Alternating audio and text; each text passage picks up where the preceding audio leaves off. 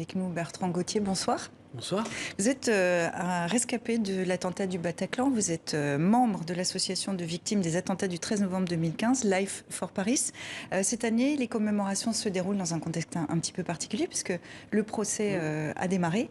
Cet hommage qui était rendu aujourd'hui, c'était particulièrement important pour vous ? Il est important tous les ans, évidemment, pour nous, d'autant plus cette année, comme vous le dites, effectivement, que c'est le moment du procès, qu'en plus, il ne faut pas oublier que l'année dernière, on n'a pas pu commémorer. On n'a pas pu se retrouver tous ensemble parce que c'était le Covid. Et cette année, oui, c'était important dans le cadre du procès. C'est la première année où on se rend vraiment compte que c'est un événement. Enfin, on se rend compte, on le savait, mais on expérimente le fait que c'est un événement qui vraiment nous dépasse. Tous. Nous, les rescapés, les familles des victimes. Pourquoi ça vous dépasse ? Ça nous dépasse parce que on a pris conscience maintenant, depuis le début du procès, que c'est vraiment devenu le procès, tout le monde dit que c'est un procès historique pour l'histoire, où on peut dire ce qu'on veut dessus, mais c'est vrai. Et là, effectivement, depuis le mois de septembre, on s'en rend compte. Ça a pris une autre dimension. Ouais, on le vit tous les jours là-dessus. Ouais. Ce procès, justement, l'ancien président en poste au moment des attentats était entendu comme témoin mercredi, cité à la demande de votre association Life for Paris. Son témoignage, est-ce qu'il a apporté des réponses aux questions que vous vous posiez ? Pourquoi avoir voulu l'entendre à la base ? On a voulu l'entendre parce que ça nous paraissait, je vais le prendre en creux, ça nous paraissait aberrant de ne pas l'entendre, d'entendre les autres responsables politiques à l'époque et pas le président. Alors que c'est quelque part aussi le premier concerné. C'est peut-être un petit peu abusif ce que je dis, mais l'un des premiers concernés. Il ne faut pas oublier aussi que les terroristes qui ont attaqué le Bataclan ont prononcé son nom. Mais vous en attendiez quoi ? Est-ce qu'il a répondu à des questions que vous vous posiez ? Non, c'était pas tellement cet objet-là, de répondre à des questions. Le procès apporte des réponses au fil de l'eau, et on sait qu'il va encore durer plusieurs mois. On voulait surtout éviter de regretter dans plusieurs mois de ne pas avoir pu entendre le président en exercice à ce moment-là. Et ça a venu, il faut le préciser, ne faisait pas l'unanimité, notamment du côté de la défense. Ce procès, est-ce que jusqu'ici, il répond à vos attentes ? Ça dépend ce qu'on entend par nos attentes. Les attentes collectives d'un procès comme ça, un petit peu en catharsis, peut-être, oui. Les attentes individuelles de chacun d'entre nous. Certains attendaient des réponses à des trous noirs dans cette soirée pour eux. D'autres... Pardon ? Ils les trouvent ? Certains, oui. Il y a certaines pièces du puzzle qui se remettent en place, d'autres qui ont encore du mal à se mettre en place. Mais on sait que le procès, c'est un temps très long, surtout sur celui-ci. Donc on sait que ça va durer encore un petit moment dans lequel on pourra peut-être réassembler les pièces de ce puzzle-là qui est encore très flou dans notre tête. Vous êtes un rescapé du Bataclan. Jusqu'ici, justement, est-ce que vous trouvez des réponses, vous ?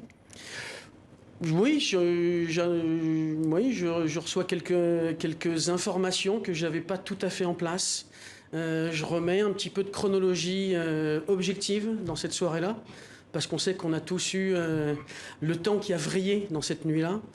Donc ça permet de remettre en place et de réincarner la chose, de se réapproprier avec la parole des autres rescapés, la parole des familles endeuillées, la parole des forces d'intervention de cette nuit-là. Ça permet de remettre peu à peu des choses en place. C'est tout le paradoxe d'un procès pour les victimes, c'est que ça oblige à revivre un peu tous ces événements traumatisants.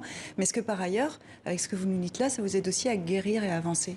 Guérir, je ne suis pas sûr que ce soit le bon mot, mais on sait qu'un procès comme ça pour des victimes, pour des parties civiles, c'est toujours un moment délicat, parce que la justice n'est pas là pour rendre service aux victimes, elle est là pour rendre le droit. Mais on sait aussi que les procès... Oui, mais on n'est pas forcément au centre de toute l'attention. Et c'est pas forcément le rôle de la justice. Le rôle d'un procès, c'est de juger des accusés, d'estimer leur part de responsabilité dans les actes qui ont été commis cette nuit-là. Donc c'est très ambivalent comme moment. Il y a des moments où on est très satisfait, j'exagère un peu, mais satisfait de ce qu'on a entendu dans la journée, d'autres moments où on est un peu frustré ou un peu gêné par ce qu'on a pu entendre ou voir dans les attitudes des uns et des autres. Est-ce que vous avez l'impression, pour conclure, que justice vous est rendue en ce moment? C'est sûrement pas le moment de se dire ça. La justice sera rendue à la fin du procès. Et puis peut-être en appel. Et voilà, c'est un processus dont on sait qu'il va être long. Et une fois qu'il se referme, qu'est-ce que vous imaginez pour la suite? Pour l'instant, rien. C'est une page après l'autre, un chapitre après l'autre. Pour l'instant, c'est le procès en cours, c'est les commémorations d'aujourd'hui, le temps où on se retrouve ensemble, où on vit à la fois des grands moments de bonheur parce qu'on se sert les uns contre les autres. On rencontre de nouvelles personnes et des moments très tristes parce qu'on est là d'abord pour se souvenir de ceux qui sont plus là, de ceux qui souffrent de la perte d'un être cher. Donc c'est toujours un moment très, très ambivalent, très compliqué. Et merci de l'avoir partagé. Je vous en avec prie, nous je dans voudrais juste 64 rajouter une minutes, petite d'un chose. tout petit mot. Ouais, dans votre reportage, et beaucoup de journalistes font cette erreur-là, 131 c'est morts. pas 130 victimes, c'est 131 victimes, et Ce chacune soir. compte, Faut on pas est bien oublier d'accord. Guillaume Valette. Merci d'avoir reprécisé ça. Bertrand Gauthier, merci beaucoup d'être venu dans 64 minutes.